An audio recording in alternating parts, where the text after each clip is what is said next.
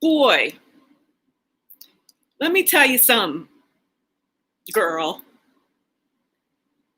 I gotta digress there, right? Because it's the exact equivalent of the like no, yes, yes, no, no, yes. Like you have to. There's like not. It's like Morse code these days. You know, have it boy, girl, and I'm gender pronouncing for Ms. Eddie because she is so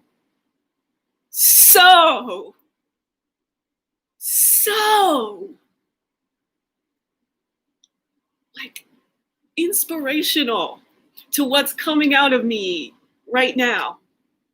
And it just feels like, to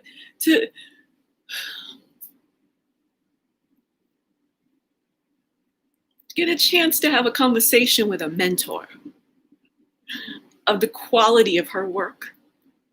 That is about being fiercely, vibrantly alive.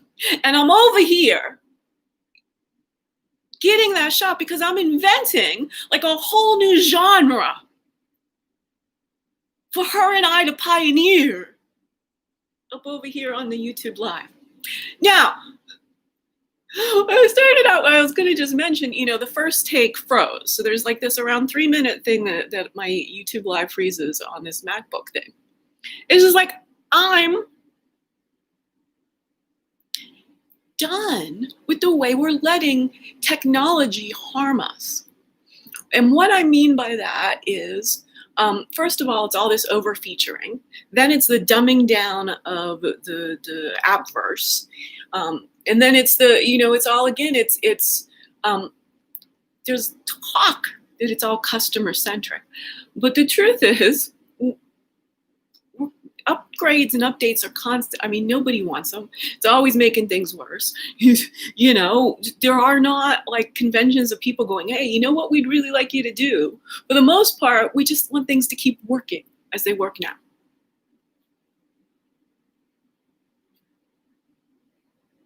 I mean, really. And what I'm not saying is that new things don't get invented, right? Don't go there. But I'm saying that things that have already been invented that have fit their niche shouldn't start devolving.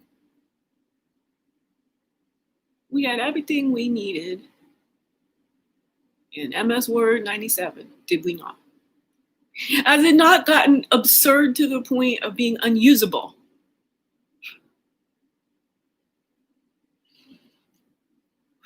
And now we pay for that non-usability every single month. Y'all, like the world has just completely run a long con on all of us humans. Forget about the tech singularity. Like this becoming intelligent situation. It's the digitization singularity. So already, human attention spans, it took 3 seconds in COVID times. Come on.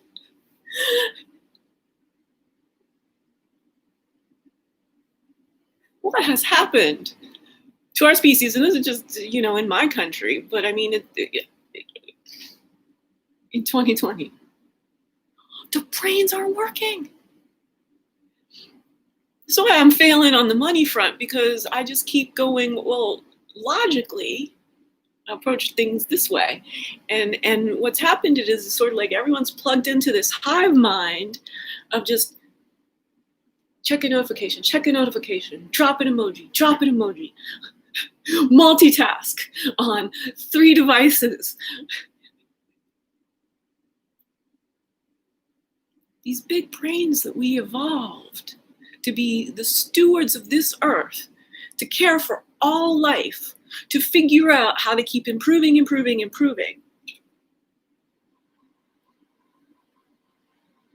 We've now just evolved our capacity to think clearly, to not yell at each other, to have a complex viewpoint, to not see things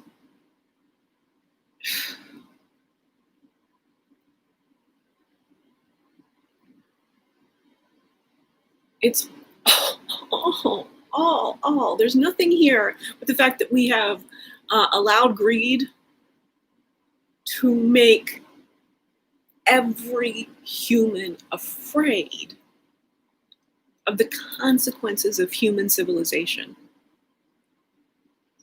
around being a machine who can earn money mechanistically, 40 hours every week, do this thing.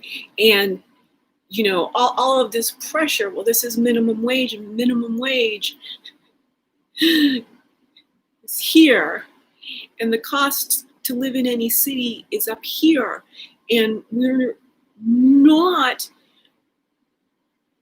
only not factoring that in, we're not just debating, we're literally denying the existence of that problem. What happened? Where's this gap? Lives, human life force, families that could love each other, people who could solve the fact that cancer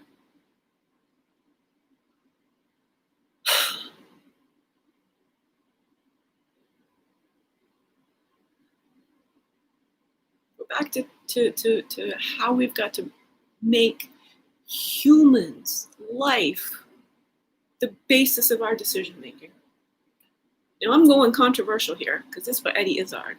Got to make humanity great again. Dude, it's not my credit card numbers you need. It's my 1 + 1 = 3 bit.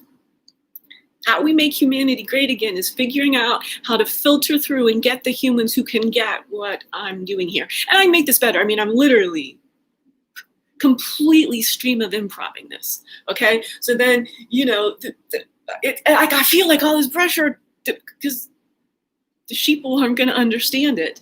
But it's not my job to appeal to sheeple or to create sound bites or to write like a copywriter. It is my job to devise the strategies for creating entertainment that can demonstrate to people how to think more complexly across all sorts of how to get well, how to not get well, how to see that it's just not what we think. No, there's simple pivots that we can take all of this madness that's based on dehumanization and start making life-centric decisions. Okay, this is the pivot. The pivot is that we've built our human civilization. The rules of human civilization are very mathematical and mechanistic, as though human brains operate entirely identical. And if you deviate from this standard operational human brain, you need to be punished or remedialized or ridiculed, you need to be charged to get tutors, and you literally become the product, getting you to be some sort of Barbie Ken human is the con game right now of human civilization. And it came from colonialization, which was financed by the invention of capitalism, which is the twin of racism. There simply is no way that capitalism would have been so successful if it had not forced labor substantially and significantly. Again, we're talking about a $15 an hour minimum wage. This is And I'm anti-racist enough to say that. That is a slave wage, $15 an hour minimum wage for an adult.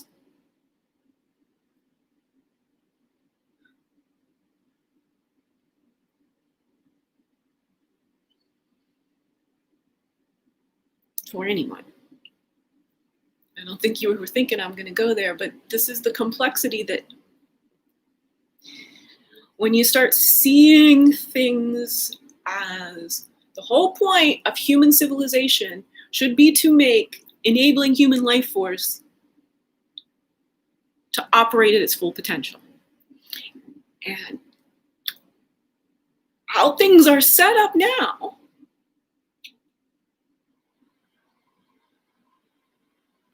is to demand that human life force march in step.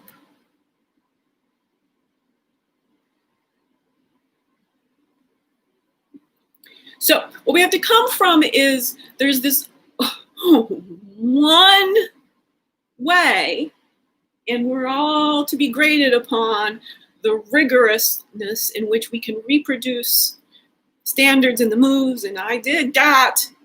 I was a little embodied genius in there. Anybody, again, I'm not supposed to be, able to see my own micro embodied gesture.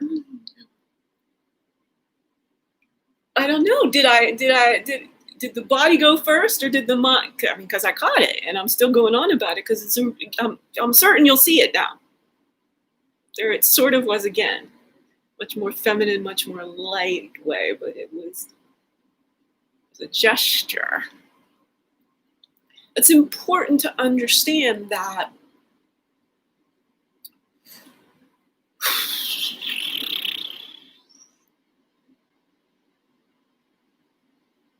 I'm in a conundrum here. Just have this rare life experience, 333 pounds, degreed philosopher, chronically ill of this really complex toxic mold exposure-induced neurocomplex capacity to have great stories and great performance capacities at the high end of intelligence on thinking about how to explain what goes wrong in human lives as both entirely individual, and also that there are so much themes and so many that we all want to give and receive love. People don't grow up to become criminals. People don't decide to become criminals. People are forced. Every criminal was forced. And then that forced labor,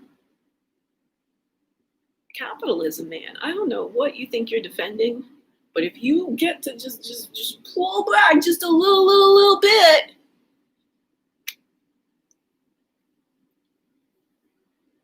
setting up a scarcity of financial resources is enslavement and dehumanization.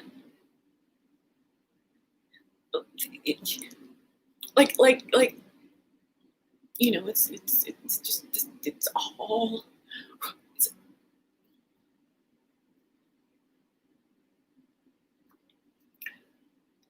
You see, and I'm going to go over to kind of mechanistic thermodynamics and gravity. Use your whole. We are so certain this is true science. And it's true, the conservation of matter, conservation of energy principles apply to things. They do. This is a really important definition. In organic cells. So you have all this science, and it's simply indisputably the truth. or inorganic cells. But it is not indisputably the truth entirely for organic cells, carbon-based life forms, all life. So from single-cell amoeba up to you and I, all life is on the same planet, and therefore our fates can literally be tied. You know, what is an algae bloom, you know,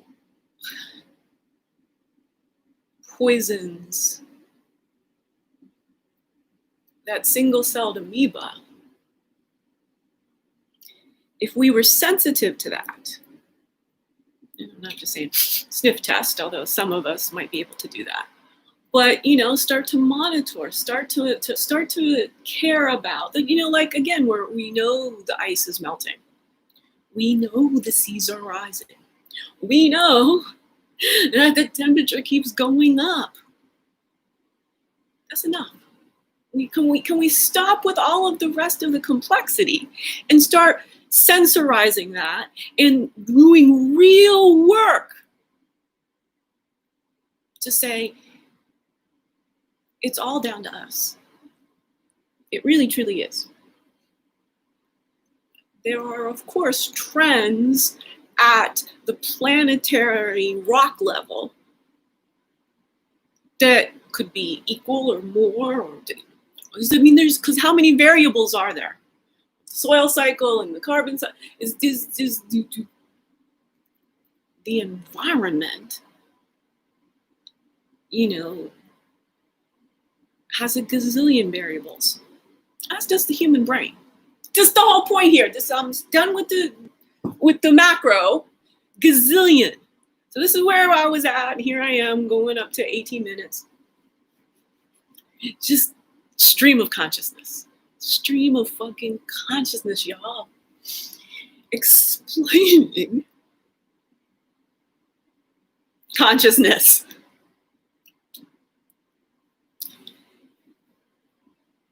The majesty of consciousness. This hyper creative.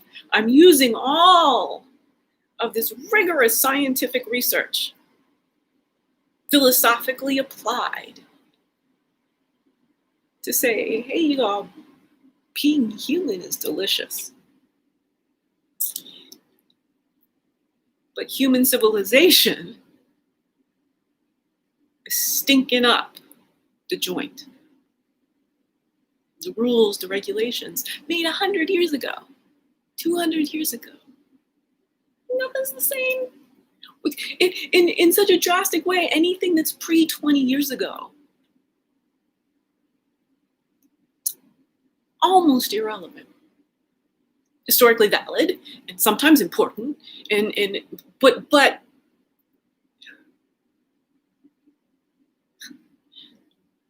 and if that's hard for you to grasp, I'm here to tell you, it might be easier for you to grasp the 1,000 foot, the 10,000 foot view, that absolutely nothing is the same when precedent left Earth in March 2020. Things are evaporating, collapsing, spontaneously combusting at different rates, but everything about human civilization is altering. Do we, as the pinnacle species, get ahead of this game? That's why I'm here. This is this bind that I'm in, that because nobody's finding me on the internet, nobody's supporting my work, but I'm here keeping doing my work because getting myself into this state is crucial. And I would hate it. I hate how close it is that I might actually be thrown on the street in hours.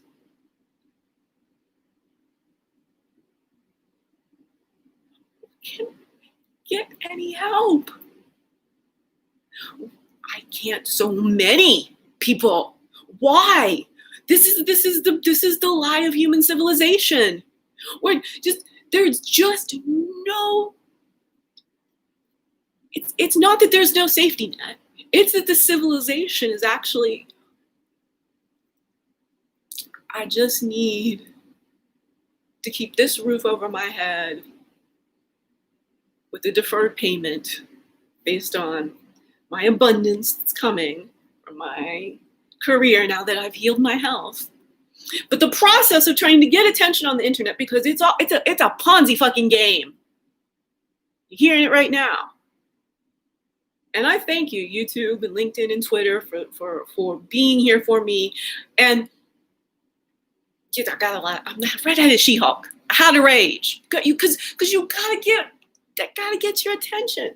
Because it's the unintended consequences of the tech hegemony. It's the unintended consequences. What you're not seeing. And the reason you're not seeing it is because 120 years ago, corporate law in Delaware couldn't could not foresee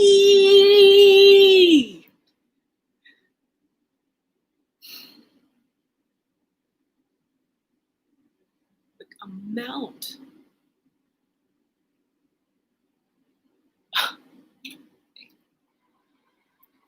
it's the exponential way the numbers are growing, the complexity is growing, right? So things get more complex. So just again in length, I mean, we all used to be relatively good at memorizing a 7-digit number. Then the 10-digit number, again, could we do a 15? Where does the biology simply stop? Okay, this is what we're talking about. That there was a point, and it was the 80s, and it's computing power. This is again, the mechanistics caught up to a point where, again, the tech singularity already happened in kind of theory, right? You see, it's not ever that the machines are going to become sentient and be like, y'all out of here. That is our own projecting. That we know we're guilty of exploiting the capacity of digitalization and machines to go faster and faster and faster and make bigger and bigger money. And the people who had this much at a certain point have literally guaranteed themselves to be the rulers of the future. It is a sort of Skynet thing. Thank you, Terminator. I am a sort of Linda Hamilton.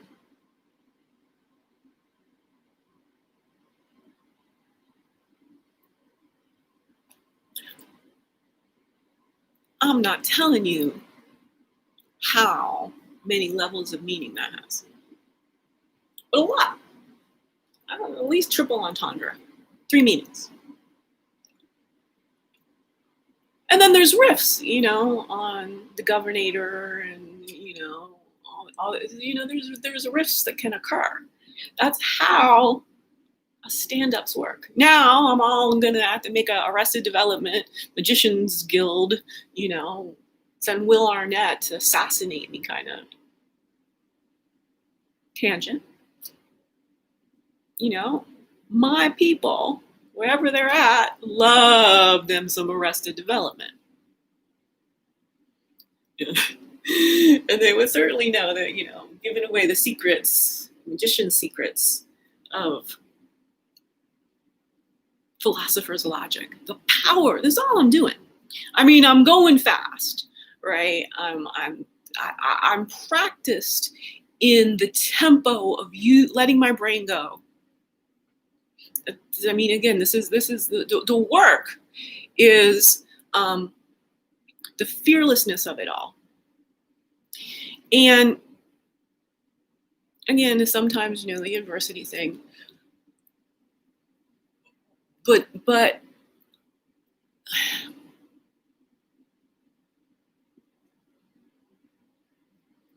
I could, would, and should be doing this every day. That I'm not is purely about financial fear. So, because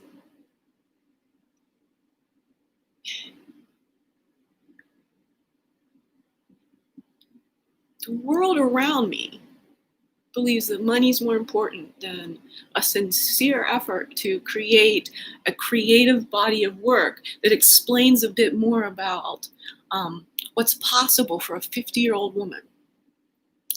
And she really, I mean, she did something like it's unpredictable. And throw in the ecstatic trance dancing, right?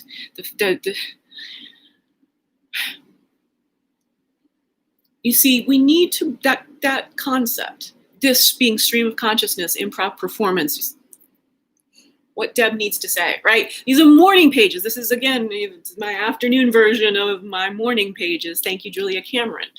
And Linda Hamilton. Do I pause? This is what I don't understand. It's a good place to get a little note.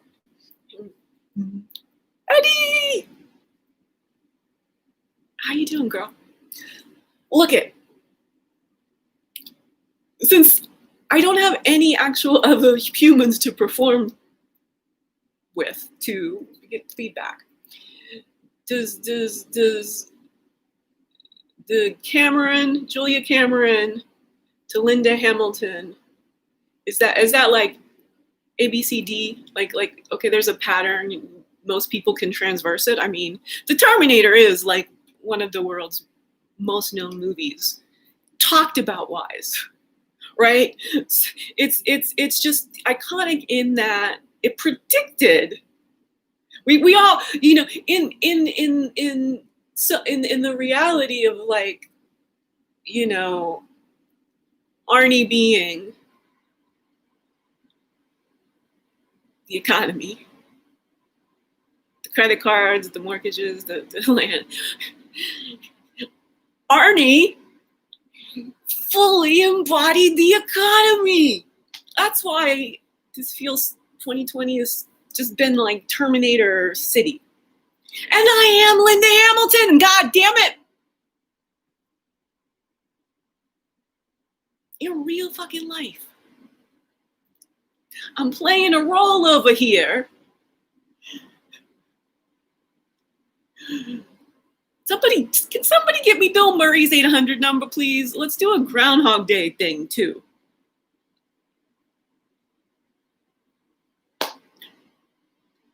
I would wonder, can I 800 number Bill Murray to my McConaughey-ing video?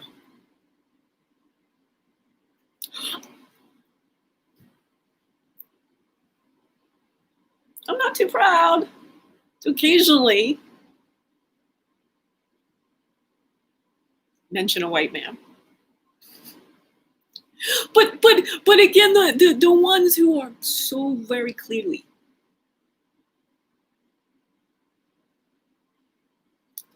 atypical.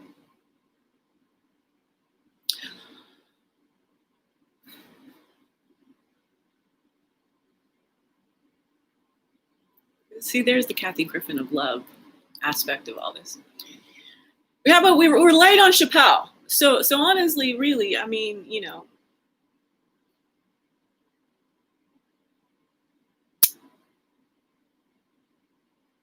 with Kathy, I mean, again, you gotta love the My Life on the D List reference. With Eddie, this is it's kind of funny that I've only just sort of felt, is like I knew that she was a prototype for me. I'm thinking about that TV series a lot with Minnie Driver too, by the way. That I can't remember it. like I have this big like ball of love for it, and I can barely pull out Minnie Driver memories. Good Will Hunting. I love when I get to bring around Robin Williams, because he Mr. Robin Williams, he's the first one that showed up.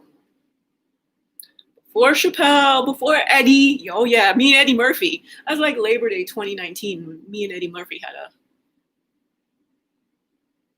masterclass. I had an asynchronous digital masterclass with Eddie Murphy. It was right in that lead up. So, from mid-August up until the day I met Chappelle, September 15th, 2019. That's true. That's the engagement day of Dave Chappelle becoming my comedy soulmate.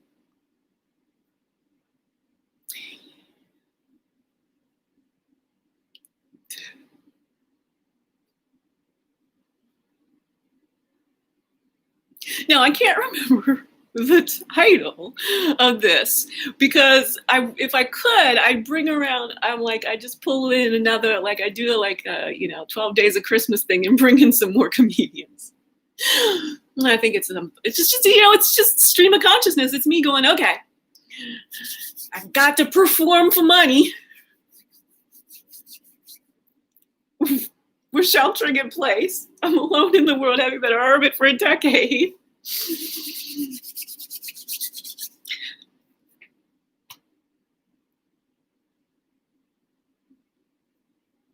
Did I cry myself to sleep? I mean, yeah, eventually. This is human potential in action. This is somebody quite literally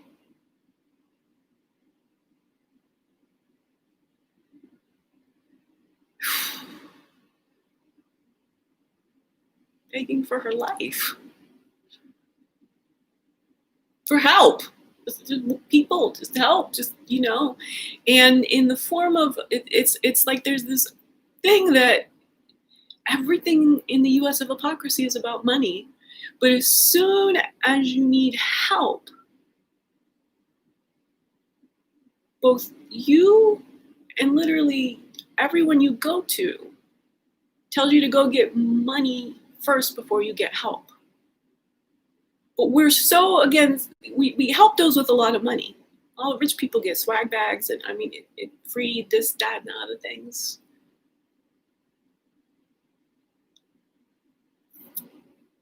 That's why I'm coming to all y'all.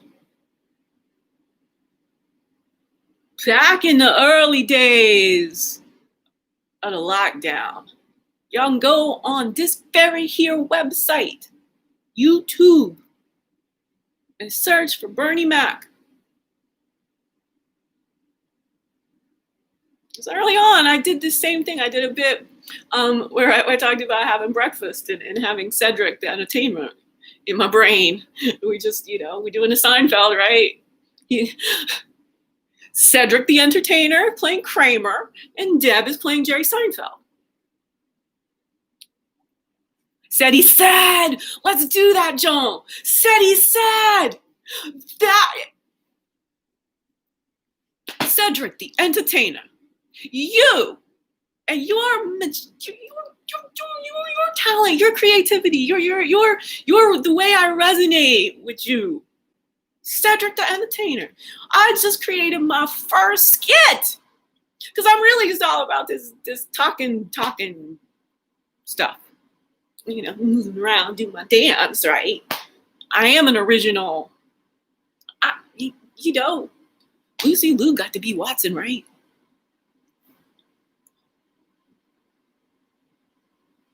Look, let's put it out there in the universe. Would Bernie Mac approve?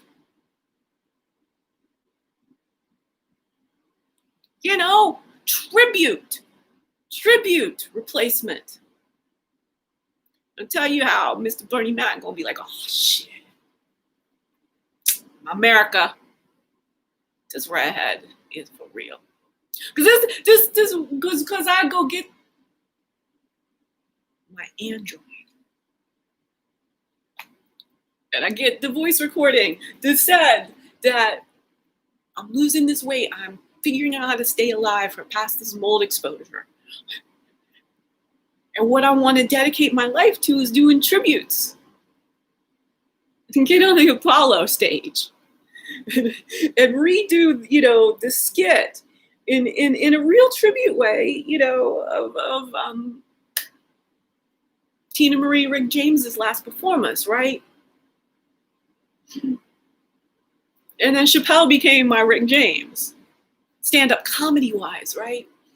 And it's all the part of the comedy act, and a part that can't go away, will never go away. There's like 2 celebrity deaths that, I mean, it like pierces my heart to this very minute that Bernie Mac ain't here. I just, there is a Bernie Mac void in me. And the other one is very curious.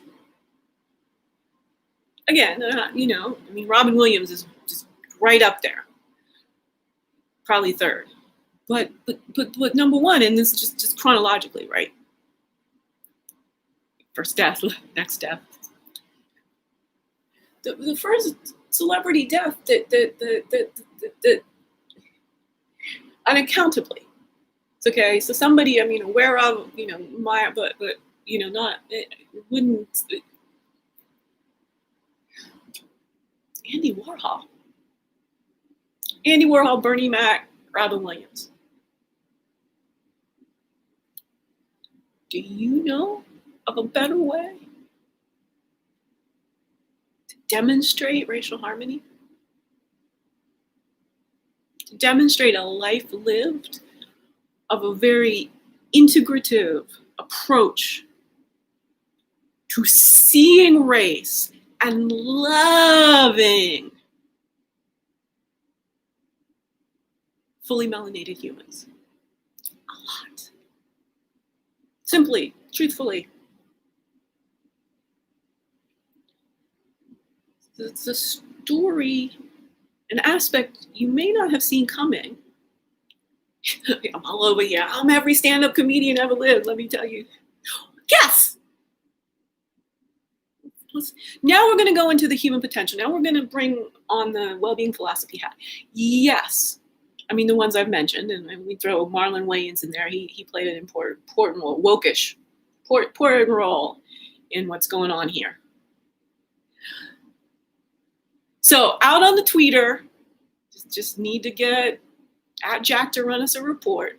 I have suggested that we nominate the Wayans family for monarchy of the U.S. of hypocrisy. The Wayans family will fix all this, y'all. In living color. Do not test me. I downplay my humor and my bits, but actually, we pull these together into the right format. It could be, instead of just being an improv, you're being total stream of consciousness at my own level of complexity. So again, you get from Julia Cameron to Linda Hamilton. How many steps? What's your degrees of Will Smith? And because I'm one person, in fact, the painter of this painting. As my best friend from college and grew up in the Overbrook area with Will, we are. We don't have the same birthday or anything, but we're the same age.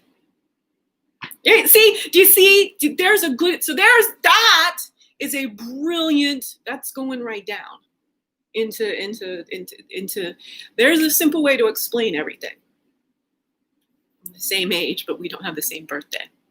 The ways that our language is a prison in its,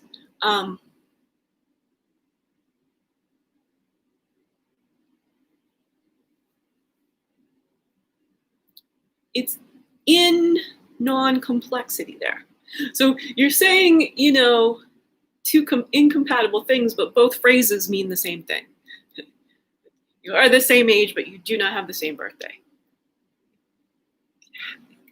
You both, they're tied together.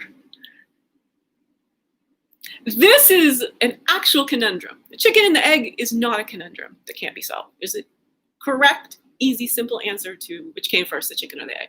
There is no way to solve the conundrum of the fact the phrase is,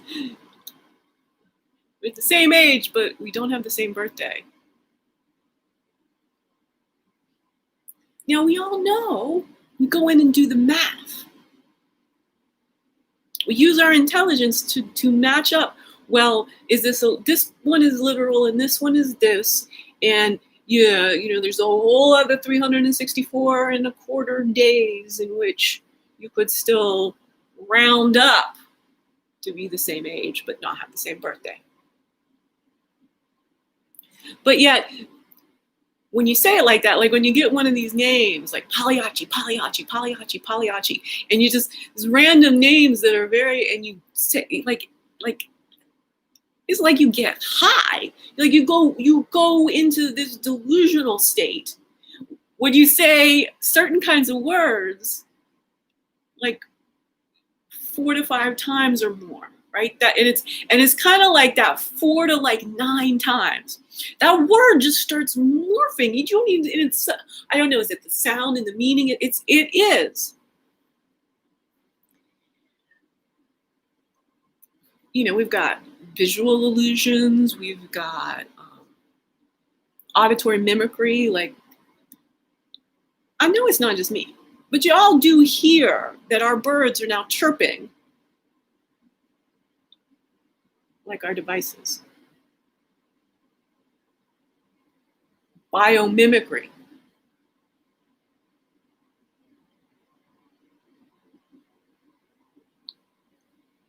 I'll be a little controversial here.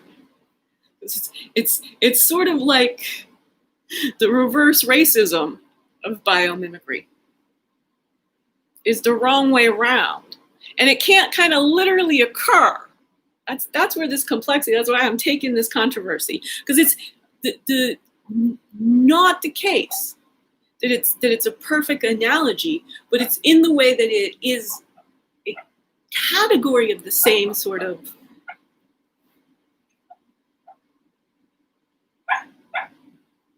language is a prison. And here I am, it's like 42 minutes into saying sentence after sentence that has never before been uttered by another human being.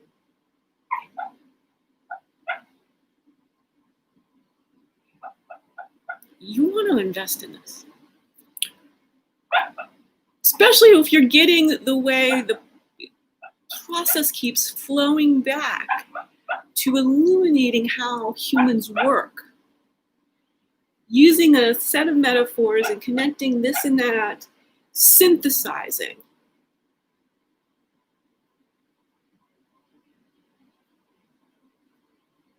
So, how did I get like this? It started with my brother from a TV mother. Lenny Kravitz's mama said. Doughy white people can, perhaps, meet and fall in love with gorgeously regal, beautiful, dark-skinned humans. Is that not what y'all got from the Jeffersons? It's so much what I got from the Jeffersons that here we are.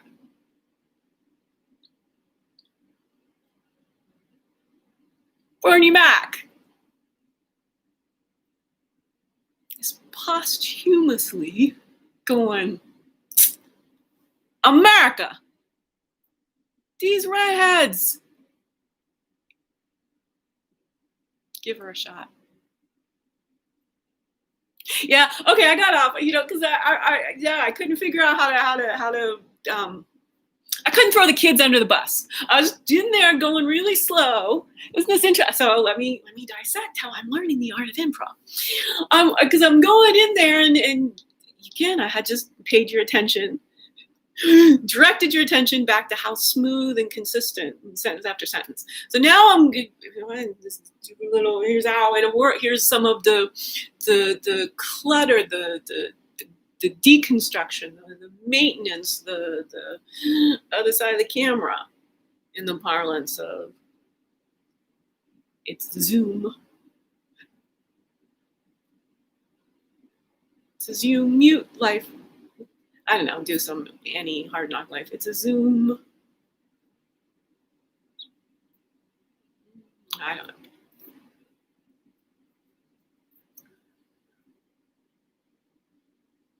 Wanting an outcome.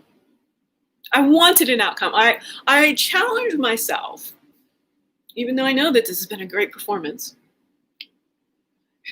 to well, how do you make a great performance, Deb? I'm having myself be the making of documentarian at the very same time. Threw me off my pace, right? Now you can see I'm coming back, the embodiment shifting back in. Now we just over here doing what we're doing. Get too cute. Don't get too smart. Again, two phrases that are seemingly incompatible. The identical meaning. It was the fact that I wasn't cute enough that set this container for my life to give me the space to really look at y'all and all y'all's madness and not feel peer pressured in to like, oh yeah, that makes sense. It's like observing and going, that's fucking ludicrous. It's mental. That's doing my head in the parlance of Carl Pilkington. Ricky Gervais, man. Don't you ever look at your Twitter?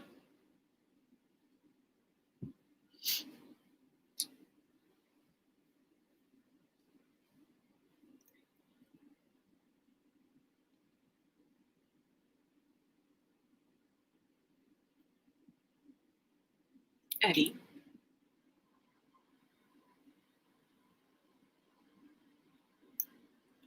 Let's go get Ricky Gervais money. Eddie. Let's go get Ricky Gervais money.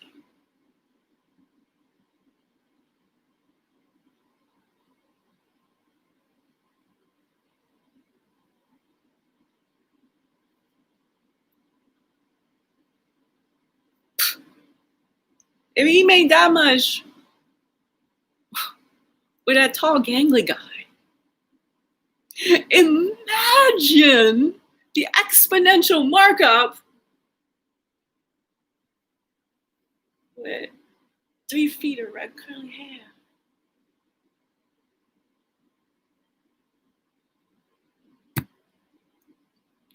See, I just like to play.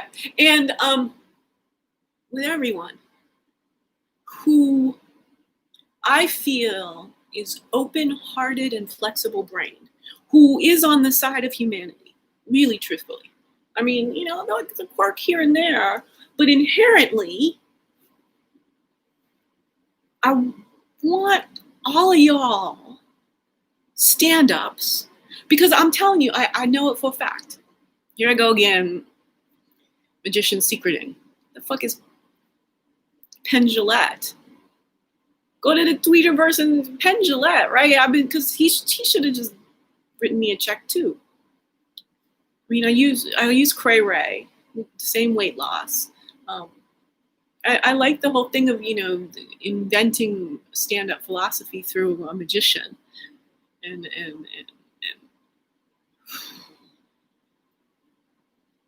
again, bullshitting with a wise, feminine she Socrates. 10, 10, 10.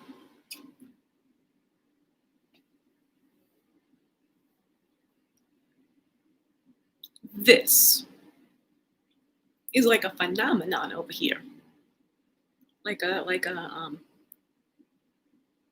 should be like a viral, like MTV video.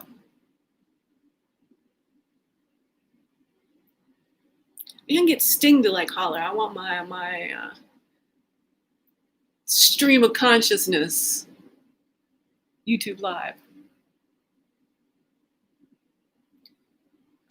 Okay, that lyricizing went nowhere fast, but then I'm all doing Branford and Kenny Kirkland and Omar Hakim.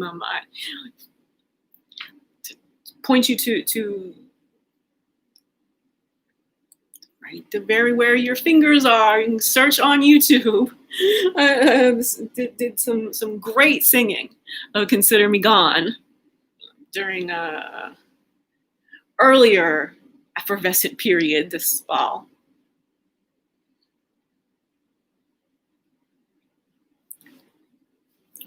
Gonna have to start being a stage manager. It's 51 minutes and 23 seconds.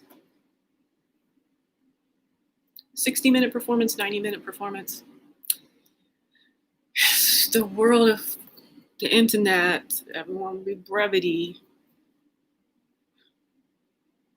Brevity is why y'all stupid. Brevity is why y'all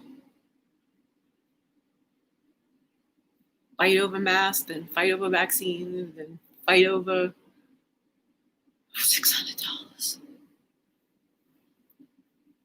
Lives are at stake. What? The effing Pears is wrong with the people in the US of hypocrisy responsible for making decisions in the public's interest, while not considering the public at all.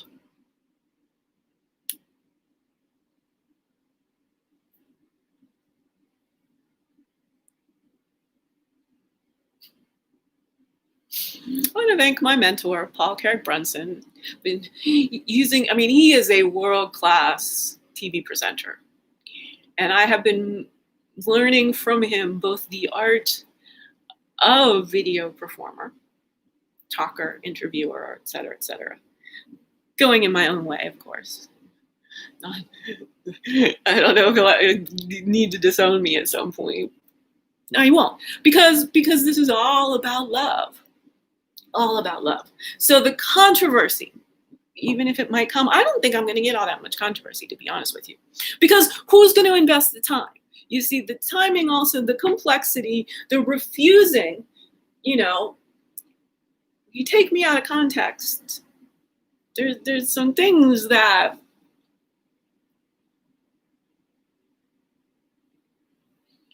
most people are not prepared to follow the trail of, deductive reasoning, as Sherlock would say. So they're very, very controversial things. It's my job. If a philosopher can't come forward and initiate dialogues, Socratic dialogues about challenging issues, how the hell is anything ever going to get better? Somebody's got to show humanity how to think about things that are complex, challenging, difficult, have all sorts of systemic complexity and historical complexity. You got X, Y, Z, and then back to AA, AB, AC axes.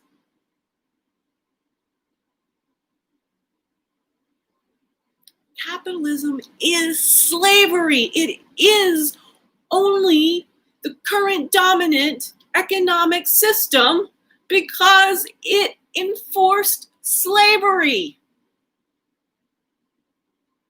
of melanated humans across this entire globe.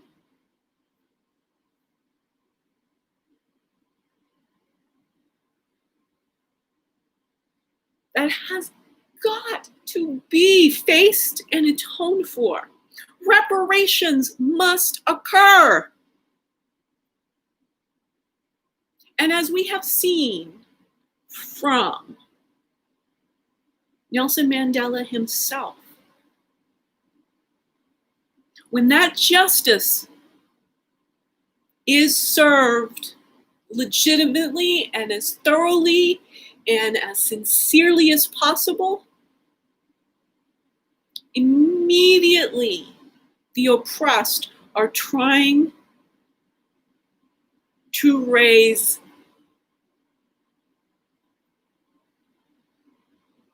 the evolution of humanity. Those who are oppressors can't see their own depravity.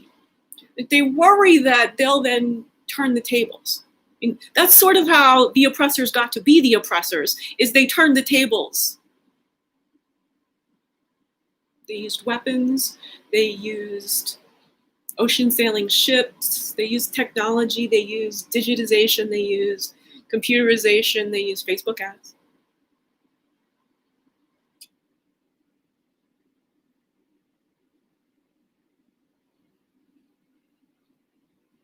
Yeah, see.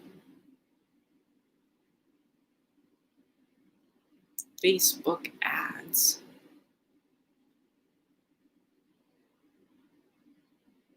A to Zook.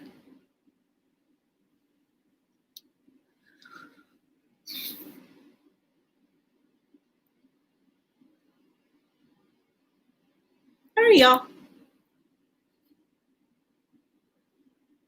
Whether intentional or not, there has been some treason against the entire species of Homo sapiens that is on the verge of causing species extinction of Homo sapiens sapiens within 30 years. This work that I do, that allows me to have this capacity to do these kinds of monologues, Socratic monologues, I'm in my brain also pulling through these things, dialing through everything I know, dialing through the history of everything, the science, mechanistic physics, or chemistry, or physiological well-being, right? I am like this because of the circuit of a mold dysfunction initiated in my brain that has prompted healing that has allowed me to evaporate all this weight. So my body, I need to spend basically 20 hours a day on my body, which mostly means resting. It means attending to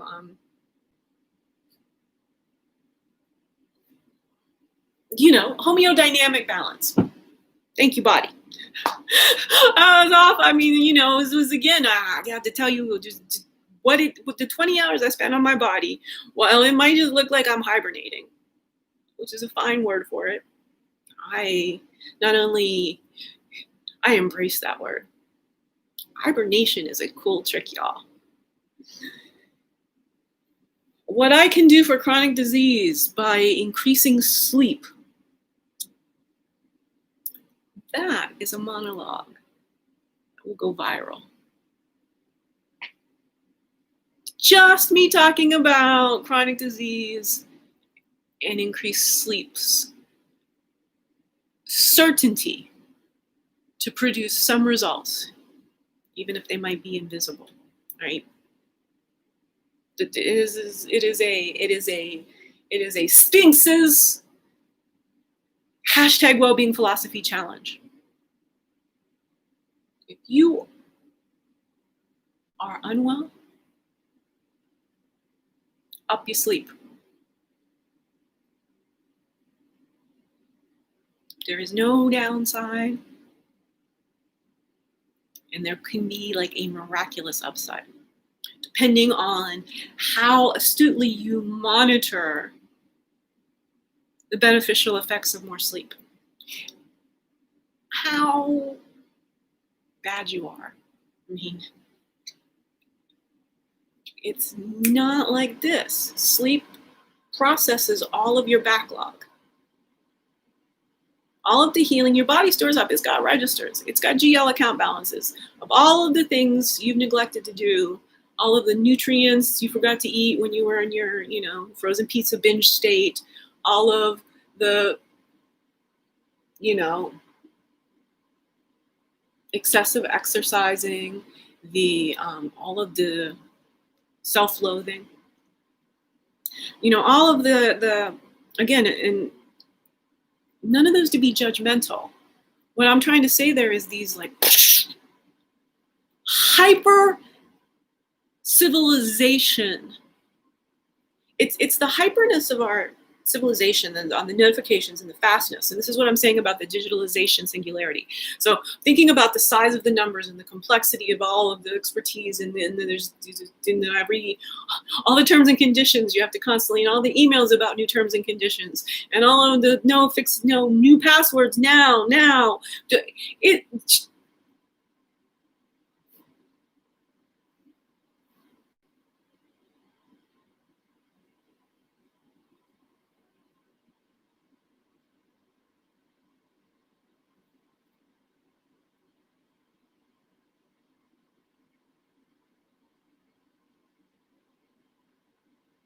Phylogeny follows ontology.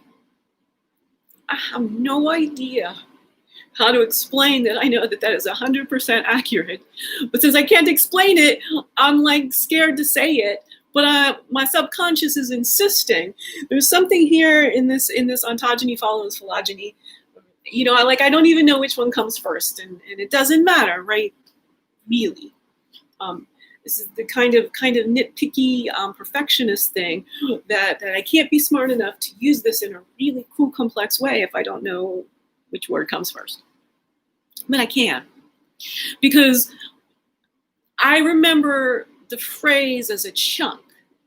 So as long as all the bits are there, 1 + 1 = 3. Your family unit, 2 parents, 1 kid.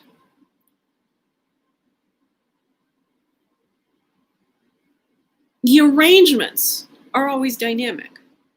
You're focusing on mother-daughter, father-daughter, parent-parent. The order, when those 3 things are together, so ontogeny follows phylogeny, et cetera, et cetera. And the reason it doesn't matter is precisely what the phrase is trying to talk about. And now, God damn it, I'm supposed to be trying for a 60-minute. But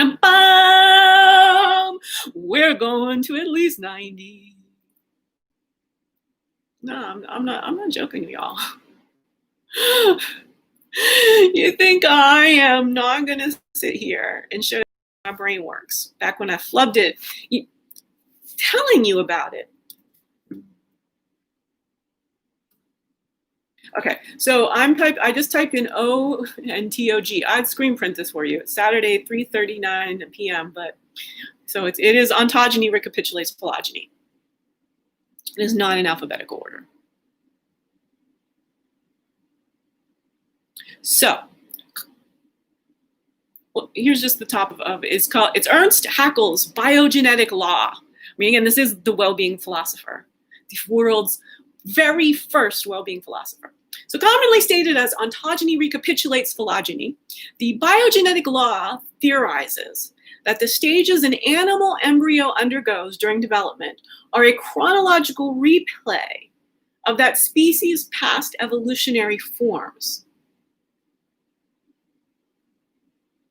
Think of a fetus, and it looks a little bit like a tadpole.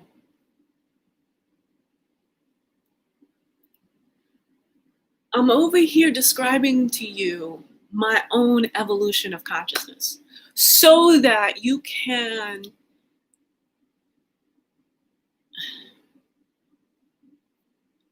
follow the developmental process that I've been through. I've been recording myself in process very vulnerably, seeing the end product, but really like taking like some serious life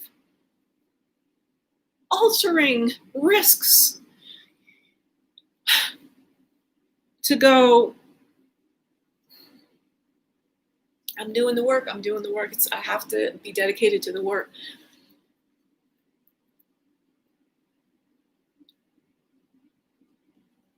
At the same time, while trying to do enough due diligence to show that I'm not crazy by, applying to jobs on LinkedIn, having some sort of paper trail that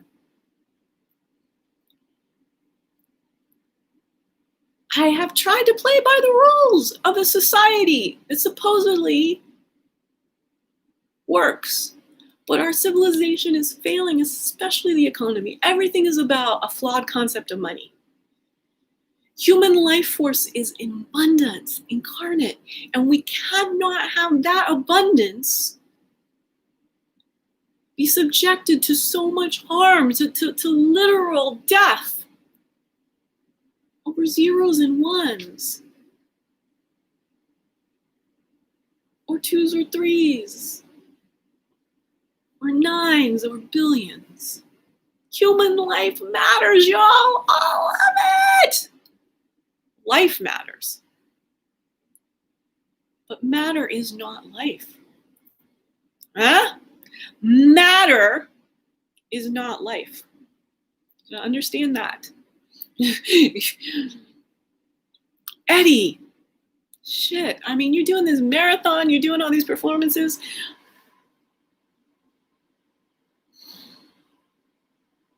Beekeepers, be my guide. And I'm cool. Y'all can just write me a check. And then, I know Ms. Eddie, she got to focus on this and then probably recuperate in February. We can, but I got to get a patron. Just write me a check just to fix this financial stuff.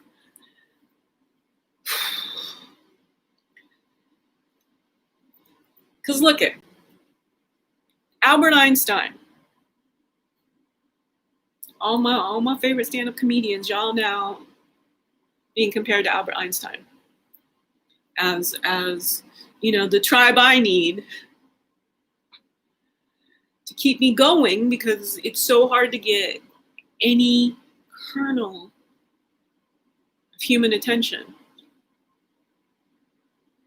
on the internet in 2020.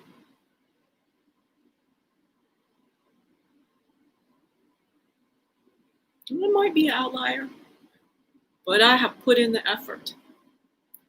And the machines learning database, machine learning language database. I can't come up with a clever way to say all that shit.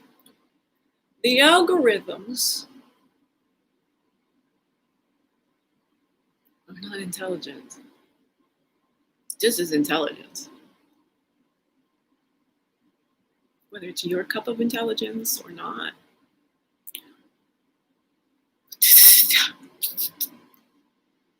I again, I don't expect most people to have the desire to spend the minutes of their life force it takes and to come think about this and but people who do will benefit immensely. And I need to find those people because I need them to help me figure out how to not always be like, but I'm on long form content. Don't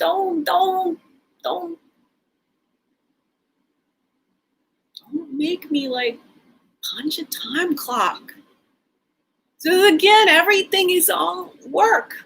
The rules of work for machines, assembly lines. Henry fucking Ford is like the Carteser of whether our species is going to self-extinct or not. So the Carteser. So it's the Cartesian split, the mind-body dualism, all Descartes, Newtonian physics, separating things this way, that way, right? These are the sort of large-scale thinking dramas, conceptualization, the academic back and forth of how we talk about reality. Uses the prison of language. And you get a definition of one word. And you're told it's supposed to mean one thing, but it sort of morphs when it moves into different regions, and it sort of takes on a little bit of jazz hand drama. Certain people use it and evolve it, and this is all what stand-up comedy is.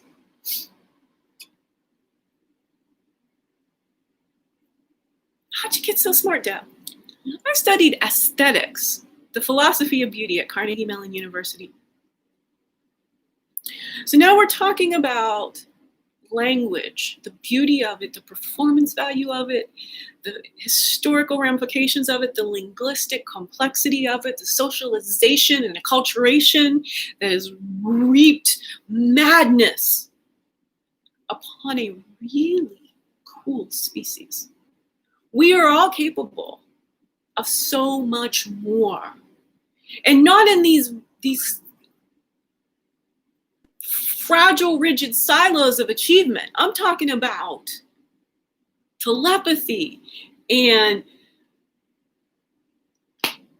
did I lose you at the woo-woo? I'm not there. We all know we can sense when somebody's angry. We all have conversations with our loved ones in our own minds.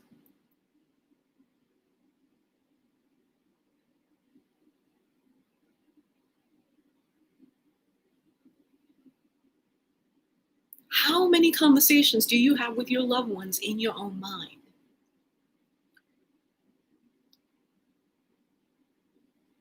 I think we're all going around like we got all this free time, like we got 40 hours a week to be sparing for work. Tim Ferriss saw through that long ago, did he not? Because we're all up in here having conversations that are being alive. Now, there can be better conversations and worse conversations. This could, if I hadn't been quite so self-indulgent, that the quality of this material is more important for the future human frontiers of human potential, that instead of keeping this tight, it's again this thing, and it's a world where as a stand-up comic, I'm being demanded to make a tight 5.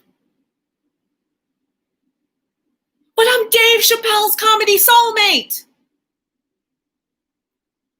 And that job description requires a desultory 90.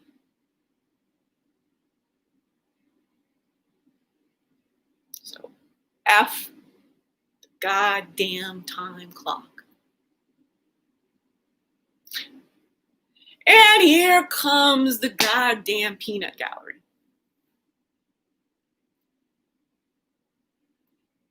Well, Deb, what if no one ever watches this?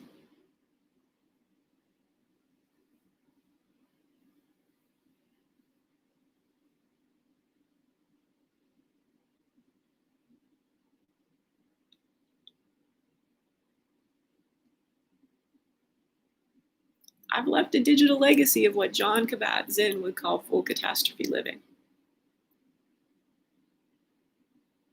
I'm at the height of launching a second career in a body that delights me. And I am literally in jeopardy of dying because of a miserable, morbidly obese landlady who I'm not judging, I'm describing.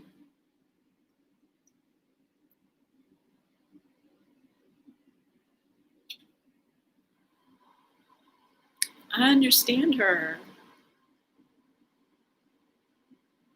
as we lived very similar constrained existences.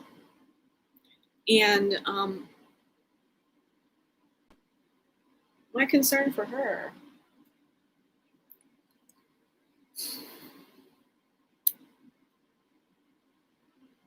has eaten up a lot of my time in having these internal conversations to try to give her the sense of the importance of my work, the sense that it is going to take time, but there is, it's essential work. And I'm rarely qualified to do it.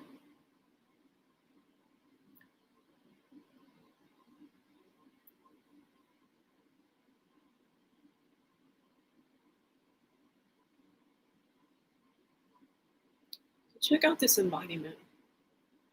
Check out some of those earlier micro expressions. I mean, I swallowed in a way that changed the pressure in my stomach because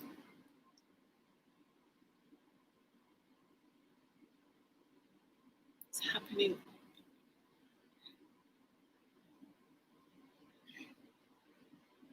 so often. This need to go vomit, this need to this fear.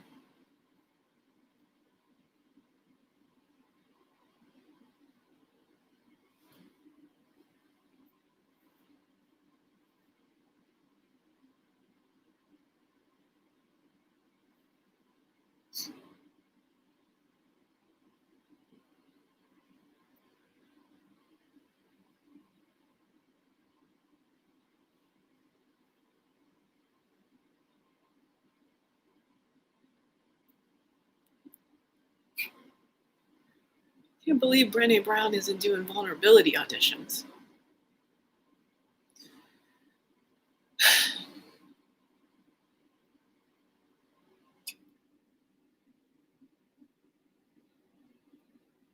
I most certainly am a privileged,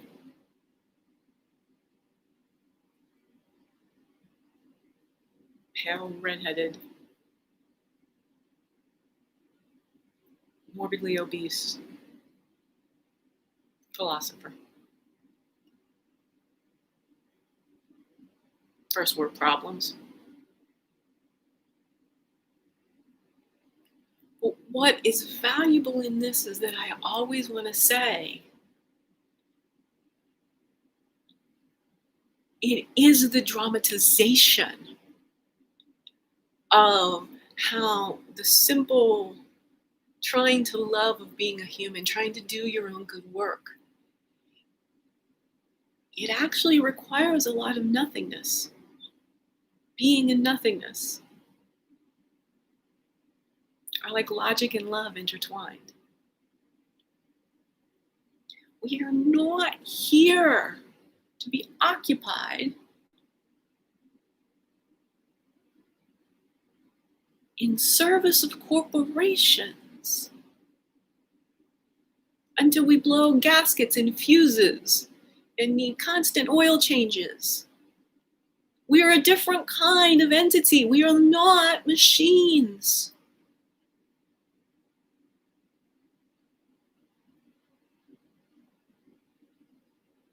We'll end with a UBI, Universal Basic Income, thought experiment.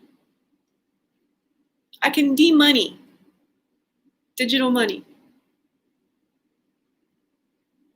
abundance into existence. We can make basic living expenses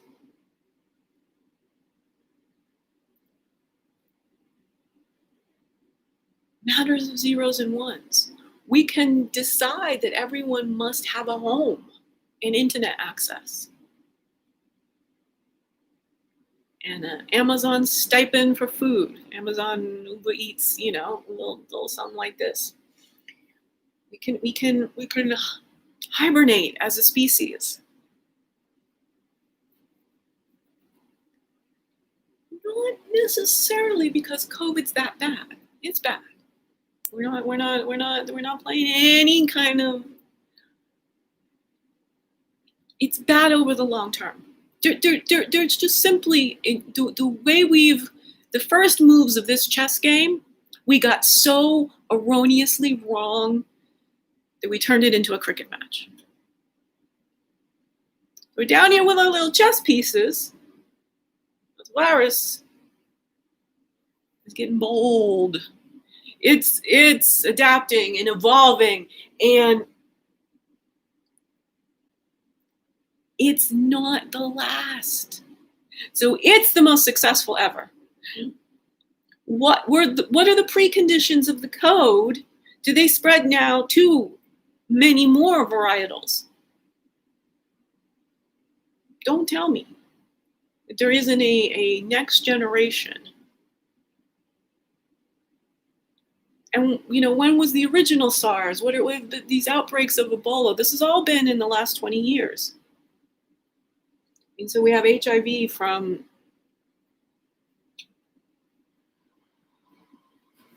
that disco era, late 70s, early 80s, y'all.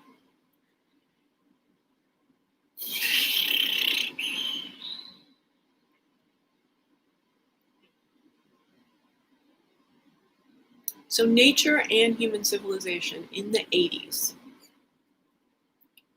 hit a point of exponential adaptation as far as not being so much about bodies. Bodies are relatively static, and put in the capacity of the digital realm of things that don't have physical limits. Processing of ones and zeros, the storage of reams of data. There aren't physical limits of scarcity, like a quantity of gold. You see, here's we're back to talking about how the capacity of technology has outstripped the ability of humans to conceive how to operationalize that abundance in money, such that it's like quite literally devolving the financial safety like 90% of humans.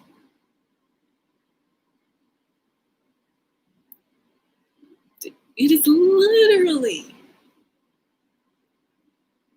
only the top 10% of humans who become the victors. Because their advantage in the time and the history when it happened creates all these intersecting and entwined and unioned variables that say that they have so much monopoly money that we would need to go buy another game at the store for there to be any pieces of paper in the bank. Which is why I refer you to my YouTube video holding Elon Musk accountable to not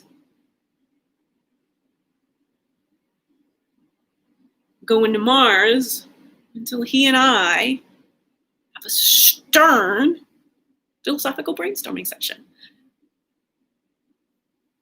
Who's the boss of the billionaires? Now that was a job with abundance. Because again, Eddie, Dave Chappelle, all the rhyme I want. All y'all. As truth tellers, we are the bosses with access to the public, with platforms to see. Business goes after avatars and marketing, and they find all the similarities. As truth tellers on public media, we have access to the diaspora of people who, the ones who are willing to invest the times in talking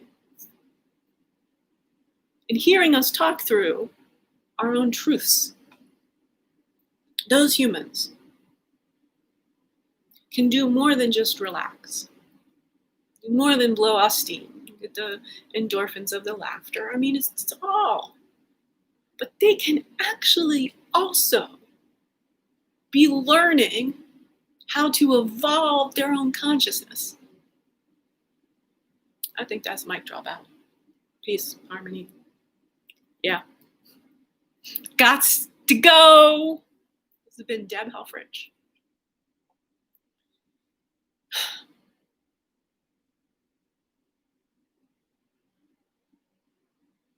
Dear universe, I'm trusting you. I'm also helping you. This is about to get and streamed, digitally date time stamped and saved.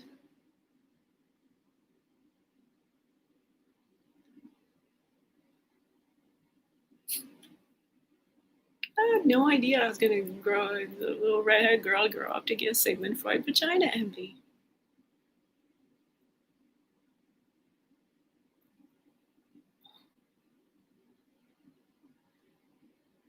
Obstacles the world has put in my path aren't what makes big tentpole Hollywood movies. See, that's the trauma. That the stuff again, the circumstances. It's bad. But why everything we learn from those circumstances and all of these, lessons learned, why doesn't anything ever get better? It's because we also have to process the neglect, the things that don't happen that should have happened, the ways our society should be fair for every human and is not.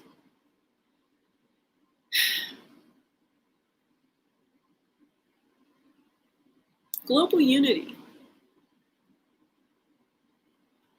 It's in my heart. And I want a chance to meet somebody from every country. Like, have a deep conversation, share a meal, do a reciprocity. Ricky fucking Gervais. Pilkington, let me do a travelogue. He's a philosopher. Don't bring along a Pilkington. It'd be like the travels with Jack and Winston. Boy, that doll's name escaped me.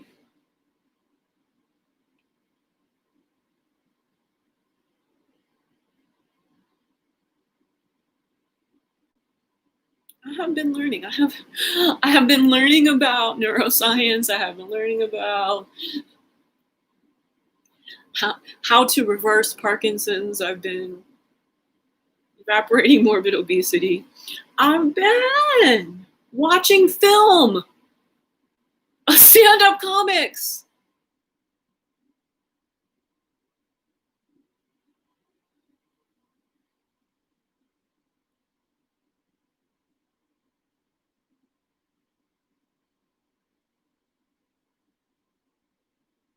I'm both. Global class good at this, which feels good. The basic, expression of my art. But it's that what ultimately can happen when people pull the lens and see that playing this themselves, getting themselves accustomed to having conversations with themselves, that they record in digital date timestamp, that they set themselves goals. They set themselves, I'm gonna do a tribute to Tina Marie and Rick James' last performance at the Apollo. Yeah, go back to the Tweeter sphere. I most definitely Tweeter auditioned the Apollo at some point in the early COVID goings on. I danced alongside Debbie Allen. Recorded it, is on there. When Condoleezza Rashad released her real good beat too, and she did a TikTok, and then Debbie Allen said, well, when your niece released this, and it was like a 15-second loop. I got my dance on next to Debbie Allen with all my different devices, the blockchaining phenomenon again. Also did my January 2020 Martin Luther King tribute video to Ms. Debbie Allen. She turned 70. She's going to be 71. Ecstatic trance dancing.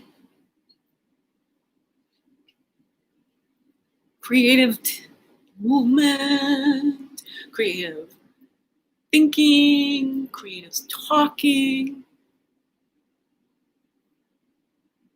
because nobody has any time. I've been denied the dignity, not just earning a living, of earning even